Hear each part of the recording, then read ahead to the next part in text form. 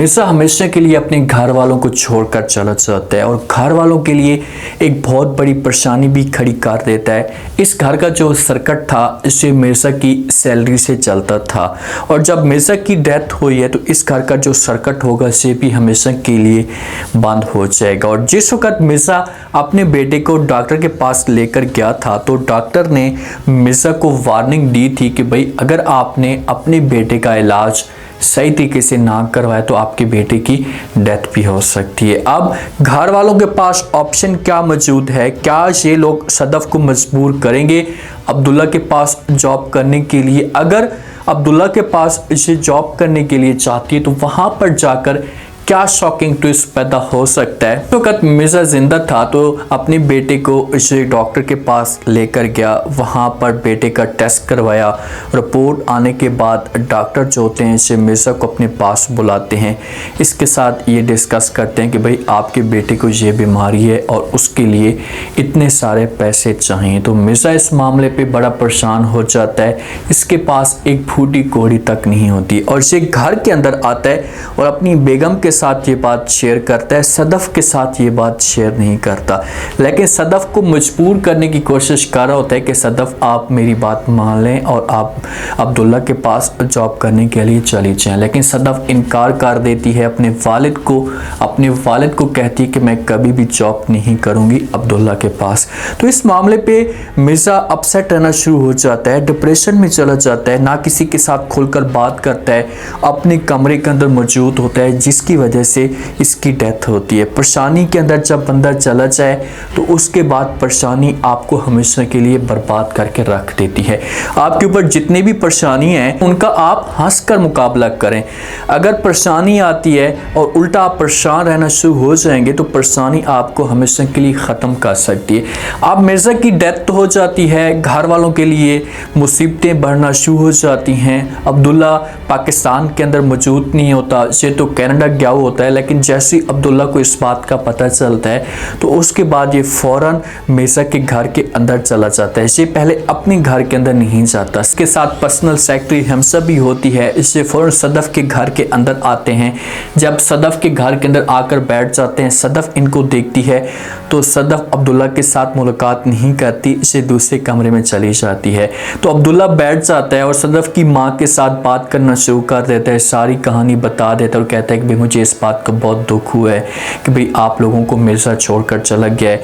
कोई ऐसी बात ही उसने मेरे साथ शेयर नहीं की, अगर मेरे साथ उसने कोई बात शेयर की होती तो मैं उसकी मदद कर सकता। इतने में सदफ का भाई आता है, अब्दुल्ला खड़ा होकर सदफ के भाई को गले लगाता है, इसे जो है वो हौसला देने की कोशिश करता है और इनके साथ बैठ जाता है और सदफ के भाई को कहता है कि भाई आप मुझे अपना बड़ा भाई समझें, किसी भी चीज़ की ज़रूरत होती है तो आप मेरे साथ शेयर कर सकते हैं, मुझसे मांग सकते हैं। तो आगे से सदफ का जो भाई होता है से अब्दुल्ला को इनकार कर देता है, उसे कहते हैं कि भाई मुझे किसी भी चीज़ की ज़रूरत नहीं है।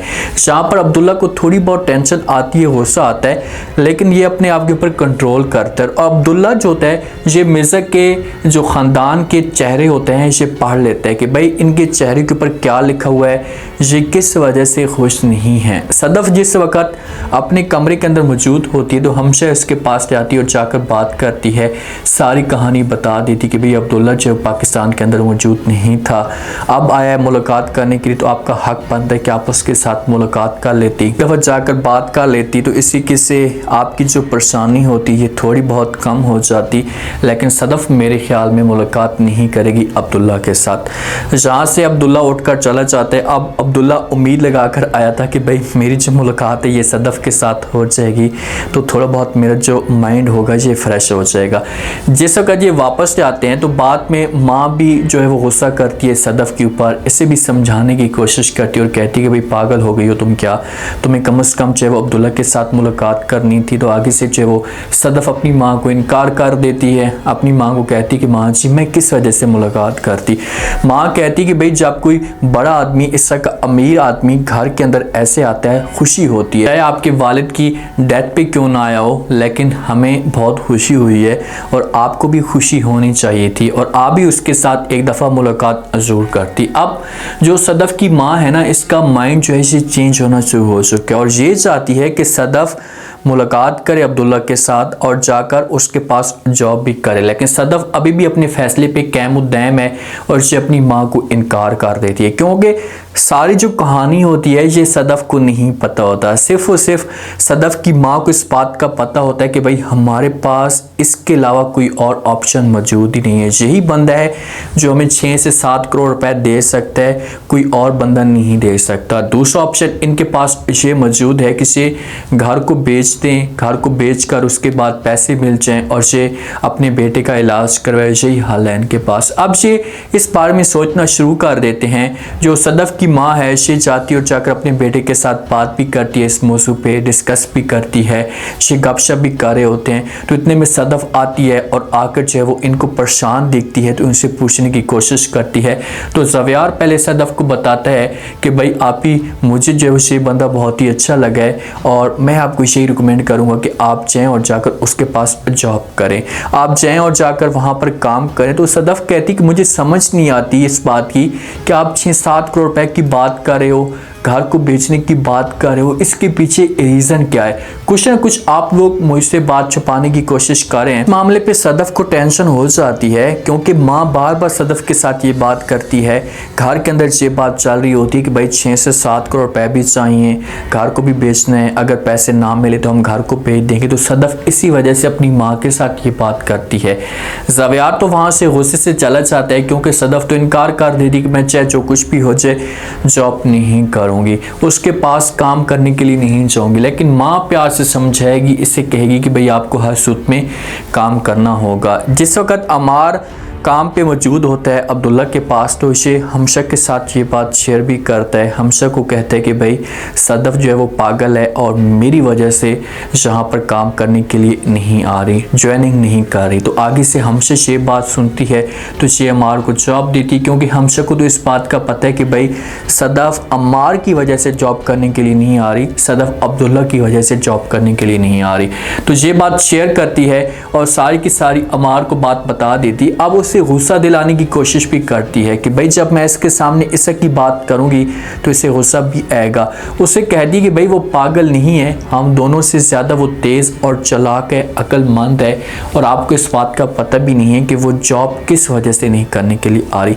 तो आगे से अमार पूछता है कि भाई बताओ किस वजह से नहीं आ रही, मेरे अलावा कोई और ऑप्शन ही मौजूद नहीं है सदफ के पास। खुलकर सारी की सारी कहानी बता देती है अमार को। उसे कहती कि भाई वो आपकी वजह से जॉब करने के लिए नहीं आ रही, बल्कि इसके पीछे कोई और रीज़न है जिसकी वजह से ये जॉब नहीं करना चाहती। तो यहाँ से अमार इससे पूछेगा कि भाई किस वजह से, तो खुलकर सारी की सारी बातें हमशा इसे बता सकती है, इसे गपर इसे कह सकती है कि भाई ये अब्दुल्ला की वजह से जॉब नहीं करना चाहती। अब देखते हैं कि अगर हमशा इसे बताती है तो उसके बाद अमार का क्या रिएक्शन आता है।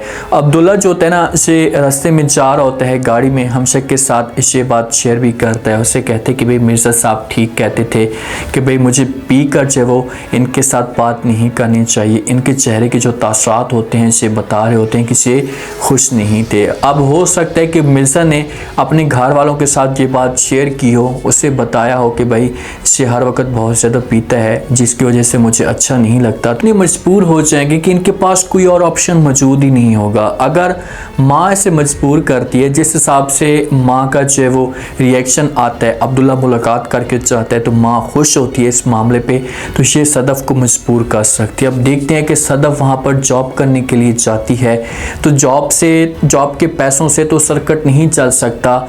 इन्होंने अपने भाई का अगर इलाज करवाना है तो किसी न किसी जगह से पैसे ये ज़रूर लेंगे। अगर घर को बेचने की ये लोग बात करते हैं तो अब्दुल्ला को इस बात का पता चलेगा, तो मेरे ख्याल में अब्दुल्ला इनको आकर ख़ुद इनकार करेगा और कहेगा कि भाई आप लोग घर ना बेचें, जितने भी पैसे चाहिए मैं आप लोगों को देने के लिए तैयार हूँ। तो इसी के से ऐसा कहानी आगे बढ़ेगी।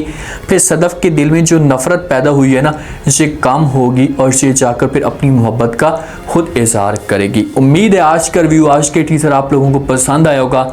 आपने कमेंट सेक्शन में अपने कीमती लास्ट में आपको क्या लगता है, क्या नेक्स्ट एपिसोड में सदफ जॉब करने के लिए जा सकती है? अगर सदफ जॉब करने के लिए जाती है तो उसके बाद क्या ट्विस्ट पैदा होगा, क्योंकि अब्दुल्ला और अमार के बीच में फिर जंग शुरू हो जाएगी। आप लोग इस बारे में क्या कहते हैं? अपना फीडबैक लास्ट में